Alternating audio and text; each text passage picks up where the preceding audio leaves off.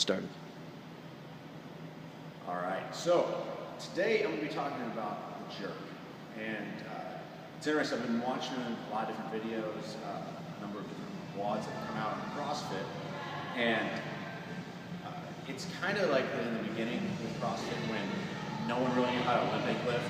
They knew it was really great, but they didn't really know the exact techniques or the benefits. The same comes with kettlebell movement here. You'll see a lot of people start to try and do this RKC jerk, where they're resting it on the shoulders and they're trying to distribute the strength and the power through the torso to the hips, which is fine, but it's really fatiguing. You don't ever see any of the competitors do that as far as like in kettlebell sport.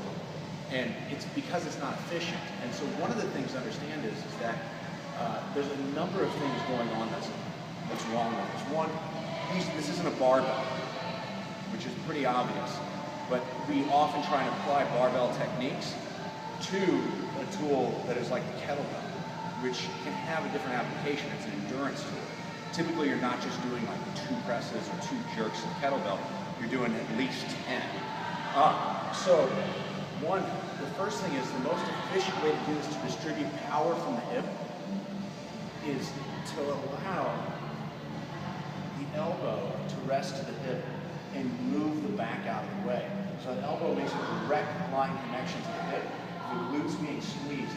Now, just as we would in our barbell jerk, where we screw the feet into the ground and it's a quick movement up and press up and pop up, it's similar here, except we keep the elbow in contact with the hip.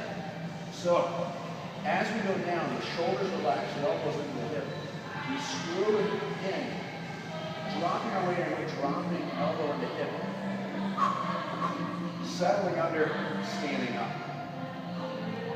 Bring it back down, up and under. Finally, the other thing I see is a lot of people catch out here, which is going to work a lot more tricep. So if on this, if you just get a bell over your head, put the palm forward, feel how the tricep is activated. And then what I want you to do is turn it back. So just like we know we're supposed to screw the hands in and bring the thumbs back when we have the barbell, that's what we're doing with the kettlebell. So it's lined up so that when we work that jerk, we're taking the back out of it, we're making the elbow the connection to the weight, and we're driving hips up and under. Another good drill for this, in practicing that straight line motion, is you use one of these bands. You get one of these shorty bands at Road, and you're going to hook them around the elbows. You're going to end up with the arms straight up so that we're locked out, palms facing each other. So that when you come down, you practice elbows to hips, they drive in a straight line, and you end up overhead. You can practice this with 2 bells. So just getting them drawn up, elbows into hips, glutes squeeze, relax the shoulders, drive. And it keeps the hands facing straight back and practice it down.